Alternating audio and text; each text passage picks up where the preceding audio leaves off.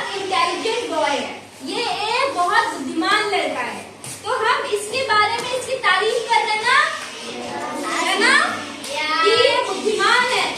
तो बुद्धिमान क्या हुआ, विशेषता हो गई इसकी, है ना, इसकी खूबी हो गई। तो यही ये जो विशेष बुद्धिमान है यही हो गया विशेषण। क्या हो गया, विशेषण।